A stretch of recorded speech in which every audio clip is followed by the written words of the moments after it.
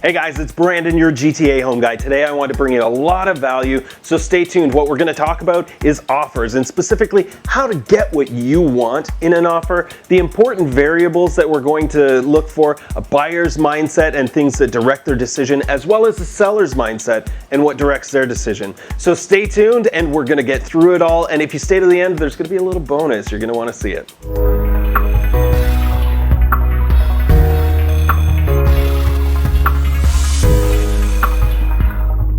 All right guys, so how do we get what we want in an offer situation? That's very important. You need to know what the other party wants. We'll get into that a little bit later as to how to really suss out what is the most important for them, okay? But how to get what we want? We need to be able to compromise. We need to know what our thresholds are, what our maximum allowances for, say, your price or your closing date, what's the soonest and latest. If you know how big a threshold you have, you know where you can give and kind of finesse things into place. The other thing is having your professional make sure that they know what's going on the other side. A lot of times when I'm negotiating real estate in Toronto, I make sure I snuggle up to that other agent just so that they like me. That has helped me get so many deals you would not believe that otherwise would have gone to somebody else because they care that Brandon gets it. And number two, the variables of the offer. You need to know exactly what you're negotiating with. If you went out to some place and you said, hey, I want to buy this and I want to give you something that has value,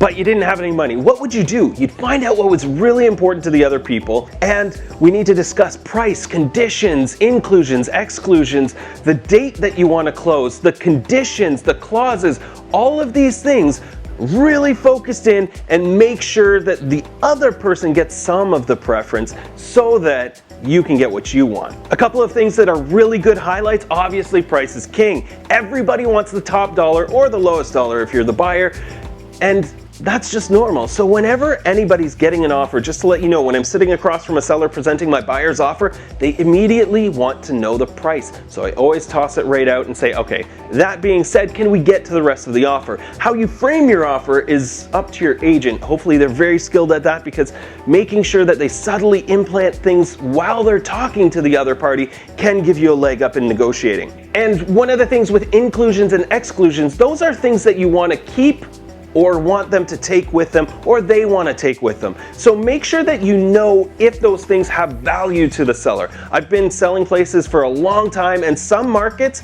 the fridge is a really big value because they just got it and it's stainless steel and all that sort of stuff. You need to make sure that if you're trying to take something from them, they are going to make you pay them some way, okay? So if it's important to you, ask for it. If it's not important to you and it's not written as specifically included on the feature sheet, then ask if they want to leave it. Ask if they want to give it to you. Don't just assume, because if you ask for it and they're saying, wow, this is going to cost me, $5,000 to replace all the stuff that this guy wants to keep, they probably are going to make you have to pay a little bit more. So what is the most important thing to you? It's not necessarily price, it's not necessarily inclusions, exclusions, it may be your closing date. One thing really quick on closing dates, this is awesome. A lot of mortgages are paid in arrears. What that means for a buyer is that they don't pay the first mortgage payment until the end of the first mortgage period, okay?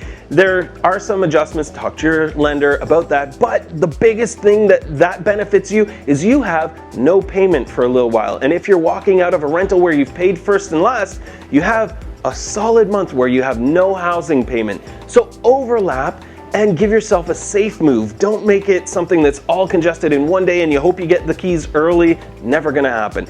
So use your flexibility to give the seller what they want on their closing date. That can help give you leverage over any other offer, potentially. Okay guys, another thing is the deposit size. Although it technically doesn't matter if you have conditions in your offer, it can show a lot to the seller. It can show them that you have financial strength, it can show them that you are committed and that you're not a flake. Okay, those are very important, especially if you're trying to beat out other offers. Now, a lot of places will have varying degrees of what they expect for a deposit. In the GTA, it's at least 5% on a property that's a lower end, and in the mid-range, usually you're better to go to 10%, just to show that you have the capacity to do this. A lot of times too, it's good to have a copy of the draft, snap a shot, send it in with the offer so they know you're absolutely serious fully committed to getting your offer accepted, okay? Quick tip on the side there is that your draft, you can take it back to your bank and put it in your bank account if you didn't use me and you don't get the place. So making sure that you know what's customary in the area that you're looking at is very crucial. You want to make sure, because some areas in Ontario that I've sold places in, it's $500. In some places, it's the 5% or better, right? So make sure the other side is getting what they expect to see, because it's not the seller that's necessarily going to throw a red flag in there. It's going to be the other agent. The other agent is there to try and make sure that you give them everything that they want, and in that, a good deposit so that they can know that you're fully serious and fully engaged with the offer. Okay, now this is for the sellers. We need to get into the buyer's mindset and find out what considerations we really have to prepare for. Because if somebody's perchance buying their first home, if you're looking at your property, you need to assess it. Who is your most likely buyer? Is it a move-up buyer, somebody who's retiring, somebody who's getting their first place? Who?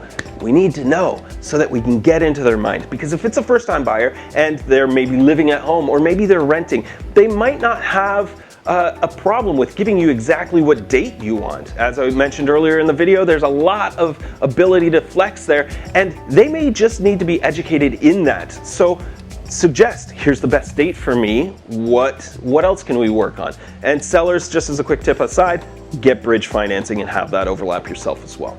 So when you're looking at your buyer and trying to find out what is most important to them, when the offer comes in, you're looking at an offer that says, this is what we would like. And know already that they've made concessions with their realtor before that's gotten to you. Don't change anything on the offer that isn't of consequence. A lot of times I see people scratching stuff out and making adjustments and changes just for the sake of it, seems, because it really is of no consequence. Try and leave it as close to what they had as possible so that you can focus on the bigger things, okay? And this is assuming that a buyer is bringing the offer in. Sometimes sellers will make offers. Talk about that in another video. But basically, you want to make sure that you get into the buyer's mind and find out what the value that they're looking for is. Usually it's hinging a lot on price. It might be on timing. It might be on the extras that you can include. You know what? Let's just leave that arm that the TV is hanging on for them. Also specify everything that could possibly stay. If you have to just put post-it notes on things as you're going through and even let them know if things are for sale, that can help get them to the price that you want them to. Because if they see that the TV is going to be valued at $400 or whatever, it's some sort of garage sale as they're walking through, they might make offers with that, and that can give you some negotiating points where you say, okay, well, we'll give you that, but you've got to come up in price. Okay, so get in their mindset. That's a big key. Buyers are very similar in what they want. They want your house, but they don't want to pay for it. And the last thing before we get to the bonus is how to get in the seller's mindset and learn about what they're considering. You want to make sure as a buyer that you're really observing what the seller wants out of it. Yes, they want the best price, best terms, best conditions, all that sort of thing. They don't want any conditions in their offer. They'd rather you just give them cash and say, here, move out whenever the heck you want. But that's not going to happen. One of the things that a lot of buyers do is they say, hey, can you tell me why is it that they're selling? It's not a clever question. It's not a question that you need to ask. Why? You're never going to get a straight answer. Well, my wife left me and the kids, they're gone. They all hate my guts and I'm getting sued. So I really got to offload this place. Not going to happen, right? What are we expecting to get from that? Not a real answer. So don't ask it. Look for the things that you can find out, do the recon, have your agent, me, help you out, figure it out. Look at the time that it's been on the market. See how long it's been on the market relative to other properties. And then see what they've done with the price. Have they adjusted it? Anything like that? Have they made any status updates on the listing? Because that's one of the big things that a lot of realtors don't look into is, was there a change at any point in the listing other than the price? Because that can show that that seller's nagging that realtor to get the thing gone. And the realtor's just like, I don't know, I'll change the description. I don't know, the market does it, right? So a big thing is knowing that the seller does want the most for it, doesn't want conditions, wants their timing for closing. All those sorts of things are big considerations. But you as a buyer, if you get in that mindset and say, I'm going to give them the most of what they want, and try and take the least from them, but the most important things to me, that's how you can effectively negotiate. Now, you're gonna want somebody who is a pro to give you a lot of advice there, and I can help coach you, counsel you, and that's even if you're not in my area. Reach out anytime at GTAHomeGuy on any social because I wanna find you there.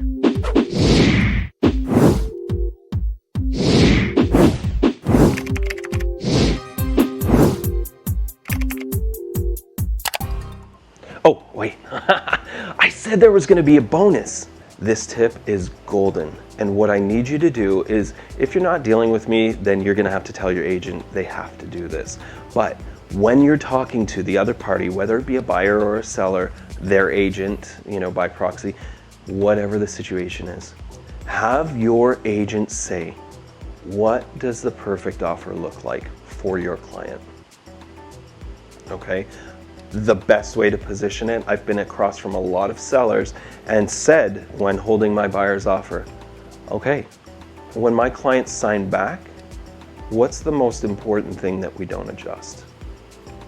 If you do something like that, and if that's a strength tactic in negotiating where you are preconditioning them to know that this offer is not going to cut it, we're coming back with a different sign back, that has a lot of power. They may try then, after they get to discuss with their realtor or rep or whatever, they might say, well, shoot, we are pretty close. Why don't we just try and put this together?